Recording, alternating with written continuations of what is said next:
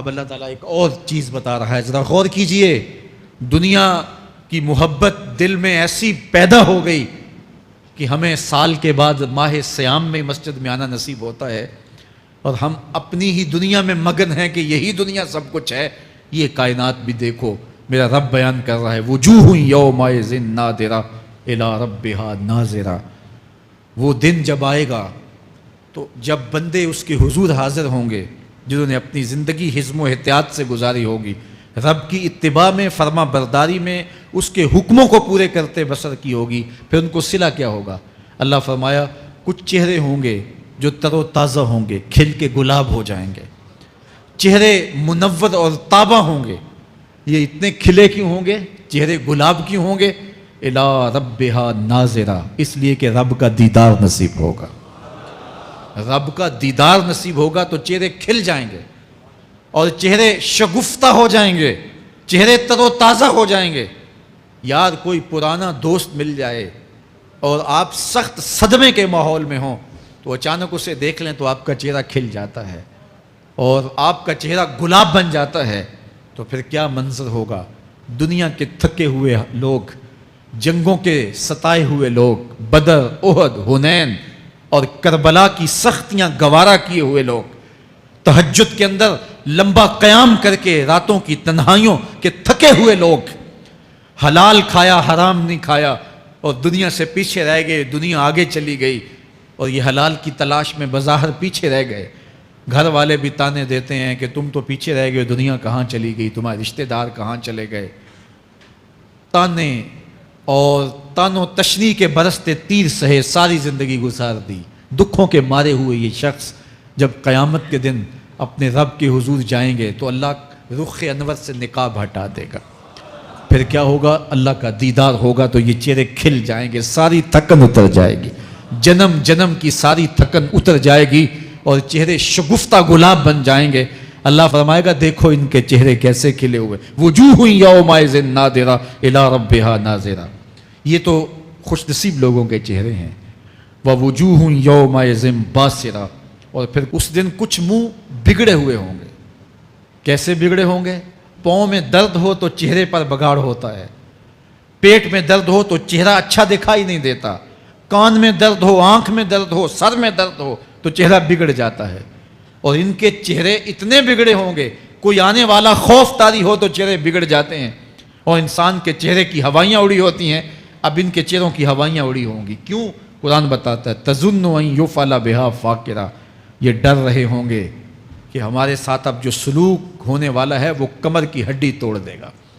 ہم نے رب کے حکموں کو توڑا، ہم نے پرواہ نہیں کی. ہم سمجھے دنیا میں آئے ہیں تو ہماری دنیا ہے، آوارہ ہوں، خواہشات نفس کے مطابق زندگی گزاریں، آنکھیں بے حیائی میں لگی رہیں، سوچیں آوارگی میں لگی رہیں، کان نغمے سنتے رہے، زبان جھوٹ بکتی رہی، ظلم و جبر کا بازار گرم رکھا، عصمتیں عزتیں پامال کرتا رہا، لوگوں کا مال لوٹتا رہا، حق غصب کرتا رہا، کلیجے اور دل چیرتا رہا، لوگوں کو زخمی کرتا رہا، لوگوں کے جذبات سے کھیلتا رہا. پرواہ نہیں کی کہ یہ دنیا ہے، امتحان گاہ ہے، چند دنوں کے لیے آئے ہیں، اللہ کے حضور پیش ہونا ہے، عملوں کا حساب ہونا ہے. اب جب وہ دیکھیں گے کہ ہمارے ساتھ کیا ہونے والا ہے تو ان کے چہرے پہلے بگڑ جائیں گے. کیوں؟ وہ گمان کریں گے کہ ان کی ریڑھ کی ہڈی توڑ دی جائے گی. ایسے عذاب آئیں گے جس طرح کسی کی ریڑھ کی ہڈی ٹوٹ جائے تو اس کا چہرہ شگفتہ گلاب تو نہیں ہوتا، اس کا چہرہ جو ہے وہ تو کس قدر مرجھایا ہوا ہوتا ہے. تو اللہ ارشاد فرماتا ہے اس طرح ان کے چہرے ہوں گے. ابھی عذاب آیا نہیں ہے لیکن چہرے پہلے اترے ہوئے ہوں گے، اور جب عذاب کی بھٹی میں ڈالے جائیں گے، اللہ اکبر. اور وہ سخت عذاب، حضور نے جبریل امین سے پوچھا مجھے جہنم کے عذابوں کا ذکر سناؤ. عرض کی حضور سب سے ہلکے عذاب کی کہانی سناتا ہوں، اور وہ یہ کہ جہنمی کے پاؤں میں آگ کا جوتا رکھا جائے گا، باقی پورا بدن اس کا سلامت ہوگا. یہ سب سے ہلکے عذاب کی کیفیت ہے. اب پاؤں میں آگ کا جوتا ہوگا، حدت، گرمی، شدت اتنی ہوگی کہ دماغ پگھل کے ناک اور کانوں کے راستے سے باہر آ جائے گا. پاؤں میں رکھے ہوئے جوتے کی گرمی دماغ کو ایسے چڑھے گی کہ وہ پگھل جائے گا اور ناک اور کانوں کے راستے سے باہر آ جائے گا.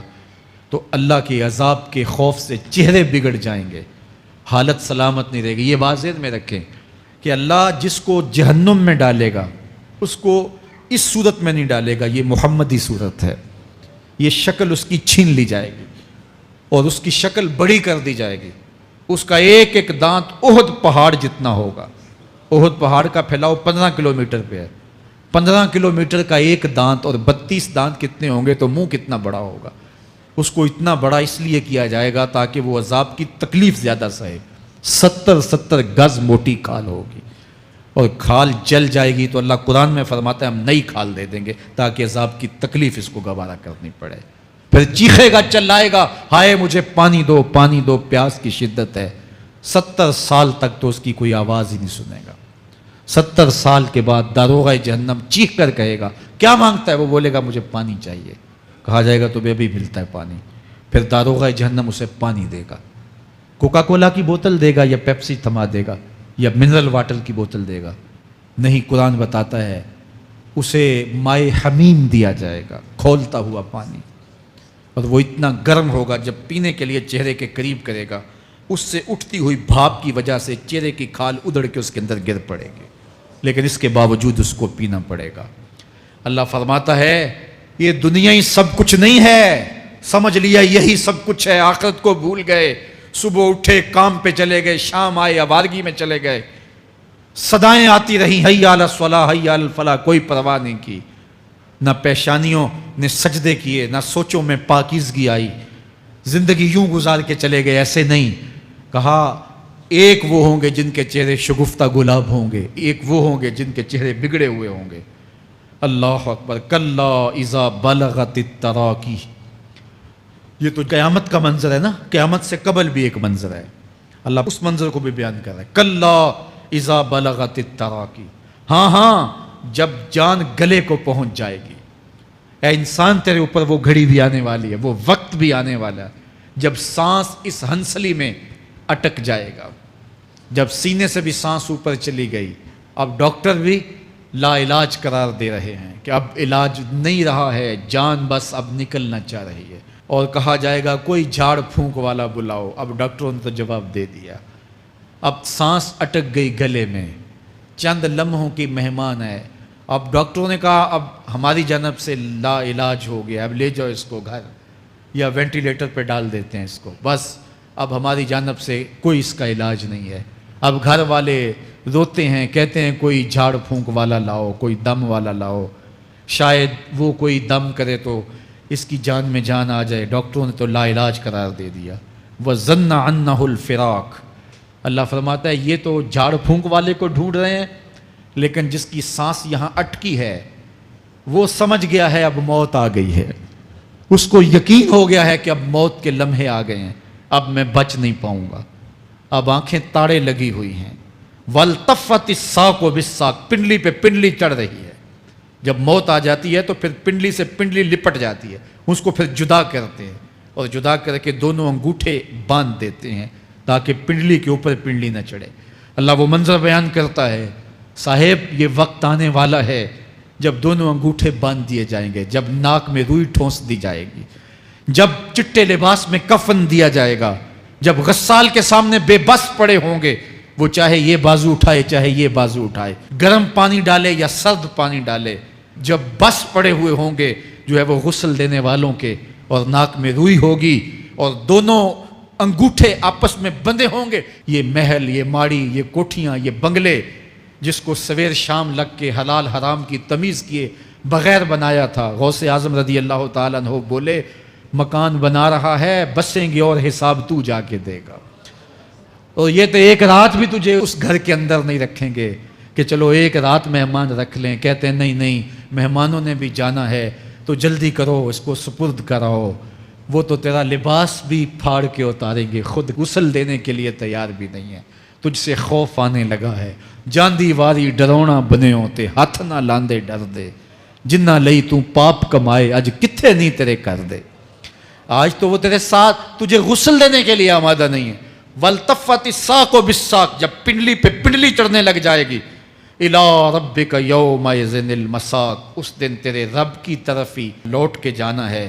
فَلَا صَدَّقَ وَلَا صَلَّىٰ، اس نے نہ تو سچ مانا اور نہ نماز پڑھی، وَلَٰكِنْ كَذَّبَ وَتَوَلَّىٰ، ہاں جھٹلایا اور منہ پھیر کے چل پڑا۔ ثم ذهب الى اهله یتمطا، پھر اپنے گھر کو اکڑتا ہوا چلا. اولا لک فاولا ثم اولا لک فاولا، تیری خرابی آ پہنچی، ہاں تیری خرابی آ پہنچی. ایحسب الانسان ان یترک سدی، انسان دنیا میں یہ گمان کرتا ہے اس کو سدا چھوڑ دیا جائے گا. سدا عربی میں ایسے اونٹ کو کہتے ہیں جس کی مہار کسی کے ہاتھ میں نہ ہو. شترے بے مہار، جہاں مرضی جس گھاٹ سے چاہے پانی پیے، جہاں سے مرضی چارہ لے، تو اس شترے بے مہار کو کہتے ہیں سدا. تو یہ انسان بھی گمان کرتا ہے کہ میں بھی سدا ہوں، مجھے کوئی کیوں پوچھے، میرے جذبات پہ کوئی کیوں قدغن لگائے، مجھے کیوں روکے کوئی. بالخصوص جوانی کے ایام کے اندر جوان کو بڑا ہوتا ہے کہ کوئی مجھے کیوں، وہ تو ماں باپ کے کہنے میں بھی نہیں آنا چاہتا، وہ کہتا ہے کیوں مجھے روکتے ہیں، میری جوانی ہے، میرے جذبات ہیں، مجھے آزادی سے جینے دو، کیوں میرے راستے میں رکاوٹ بنتے ہو، میں سدا ہوں.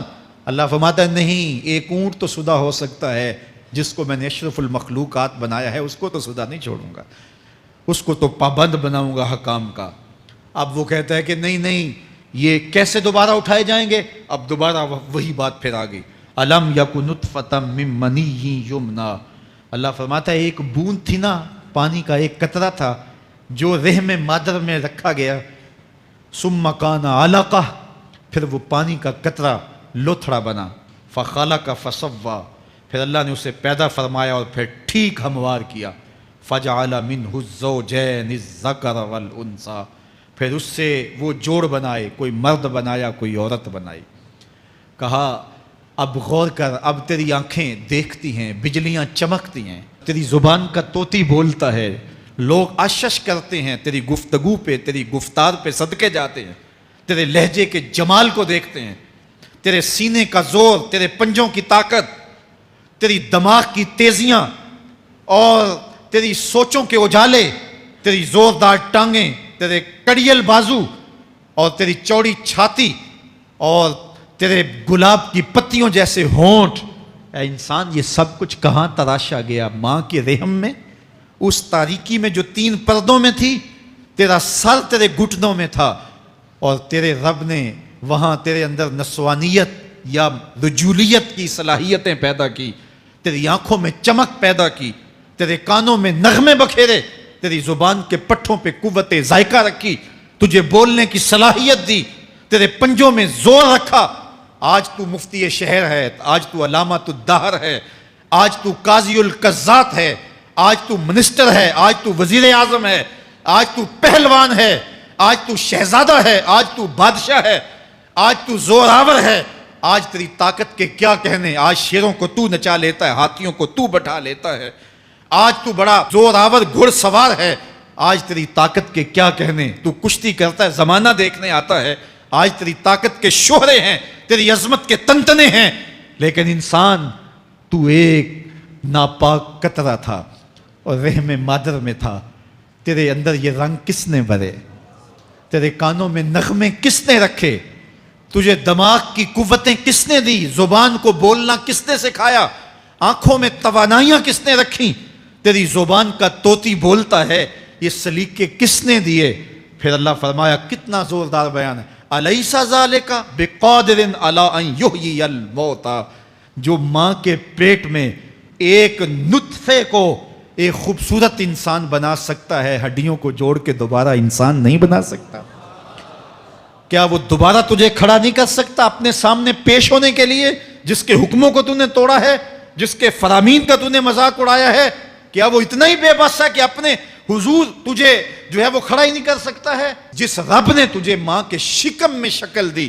حضرت شیخ فرید الدین عطار بولتے ہیں، سانے کستی سلاتی می شود، ایسا کاریگر ہے مٹی سے بادشاہ بنا ڈالتا ہے.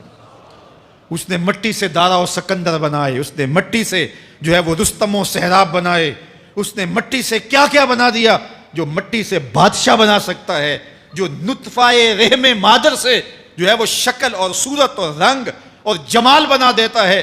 تیری صورت نکھرتی ہے، تیرے ہونٹ گلابی ہیں اور تیری نرگسی آنکھیں ہیں، تیرے ریشمی بال ہیں اور تیری خوبصورت رنگت ہے. تو چال چلتا ہے تو لگتا ہے قیامت چل رہی ہے. تیرا قد رانا جو ہے وہ صنوبر کو شرماتا ہے. تیری گفتار کے تنتنے ہیں. جس نے اتنی خوبصورت شکل ماں کے رحم میں بنائی، کیا وہ ہڈیوں کو جوڑ کے دوبارہ انسان نہیں بنا سکتا؟ وہ دوبارہ انسان بنائے گا اور پھر تجھے اپنے حضور کھڑا کرے گا۔ اور ایک حدیث میں آتا ہے اللہ بندے کو اپنے حضور کھڑا کرنے کے بعد اپنے سامنے سے ہٹنے نہیں دے گا جب تک 5 سوال نہیں پوچھ لے گا۔ ان عمرہ ہی فیما افنا ہو، اس کی عمر کے بارے میں پوچھے گا کہاں ضائع کی؟ میں نے تجھے زندگی دی 60 سال 70 سال 40 سال 50 سال، اس زندگی کو کہاں گزار کے آیا ہے؟ ان شباب ہی فیما ابلا ہو، اس کی جوانی کے بارے میں پوچھا جائے گا جوانی کہاں گزار کے آیا ہے؟ مجنوں تو نہیں بنا رہا، خواہشات کا اسیر تو نہیں ہو گیا، دیوانوں کی طرح زندگی تو نہیں گزار کے آ گیا؟ تیری جوانی کسی چوک میں تو نہیں گزری، تیری جوانی آوارگی میں تو نہیں گزری، ساری رات سوشل میڈیا کے اوپر گندگی اور غلاظتیں تو نہیں دیکھتا رہا؟ تیری زندگی گزری کہاں ہے؟ تیری جوانی گزری کہاں ہے؟ اگر کوئی جواب نہ ہوا تو پھر کیا جواب دے گا؟ اور وہ کتنا خوش نصیب ہوگا جو کہے گا مالک میری جوانی سجدوں میں گزری، میری جوانی قیام میں گزری، میری جوانی رکوع میں گزری۔ میرے حضور فرماتے ہیں سبعۃ یظلھم اللہ فی ظلہ یوم لا ظل الا ظلہ، 7 اشخاص ایسے ہیں قیامت کے دن جب کوئی سایہ نہیں ہوگا اللہ ان 7 کو اپنے عرش کا سایہ دے گا۔ ان میں سے دوسرا شخص میرے حضور نے بیان فرمایا وشاب نشأ فی عبادت اللہ، وہ جوان جس کی جوانی اللہ کی عبادت میں گزری۔ جوانوں اپنی زندگی کو مالک کی دہلیز پہ لے آؤ، جوانی وہی ہے جو مالک کی چوکھٹ پہ گزرے۔ اپنے دل کا تعلق جوڑو، عشق کرنا ہے تو پھر آمنہ کے لال سے کرو، محبت کا رشتہ ان سے جوڑو، تعلق کا ربط ان سے قائم کرو، جوانی کو دین کی راہ پہ ڈالو۔ اللہ اکبر، سنو میرے حضور کا فرمان، انا حبیب اللہ، میں اللہ کا حبیب ہوں۔ پھر فرمایا الشاب التائب حبیب اللہ، جو جوان جوانی میں توبہ کرے وہ بھی اللہ کا حبیب ہے۔ آؤ اللہ کے حبیب بن جاؤ، اللہ کے حبیب بن جاؤ، اللہ کے حبیب بن جاؤ، اللہ کے محبوب بن جاؤ۔ لیلۃ القدر کی گھڑیاں ہیں، رات کا پچھلا پہر ہے، اللہ کے حضور یہ عہد کر کے اٹھو مالک جو زندگی گزر گئی، آئندہ جوانی کا ایک ایک لمحہ تیرے لیے گزرے گا، جیوں گا تو تیرے لیے، مروں گا تو تیرے لیے۔ میری ایک ایک سانس تیرے نام وقف ہوئی، میری زندگی کی ایک ایک ساتھ تیرے نام وقف ہوئی، میں اپنا سب کچھ تیرے لیے پیش کرتا ہوں۔ میری زندگی کا مالک بھی تو ہے، میری موت و حیات کا خالق اور مالک بھی تو ہے، یہ زندگی تو نے دی، تیری امانت ہے، تیرے حضور ہی پیش کرتا ہوں۔ اور لیلۃ القدر کی گھڑیوں میں اس عزم کے ساتھ گھروں کو لوٹو کہ اللہ میری زندگی کا ایک ایک لمحہ تیرے نام ہوا، آنے والے موسم تیرے نام ہوئے، میری جوانی تیرے نام ہوئی، میرے آنسو تیرے نام ہوئے، میری پیشانی تیرے نام ہوئی، میرے دل کی دھڑکن تیرے نام ہوئی، میری صلاحیتیں تیرے نام ہوئی، میری زبان بولے گی تو تیری تسبیح بولے گی، تیرے ذکر کے ترانے پڑے گی، میرے کان سنیں گے تو قرآن کے نغمے سنیں گے، میری آنکھیں دیکھیں گی تو مالک تیری قدرت کی نشانیاں دیکھیں گی، تیرے رسول کا روضہ دیکھیں گی، تیرا کعبہ دیکھیں گی۔ مالک میری زبان سچائی کے نور سے مالا مال ہوگی اور میں ساری زندگی تیرے نام کرتا ہوں۔ اور جب آپ اپنی ساری زندگی اللہ کے نام کر دیں گے تو پھر وہ پوری کائنات تمہارے نام کر دے گا۔ کہ محمد سے وفا تو نے تو ہم تیرے ہیں، یہ جہاں چیز ہے کیا لوح و قلم تیرے ہیں۔ اللہ آپ سب کو اپنی پناہ میں، امان میں اور حفاظتوں کے ساتھ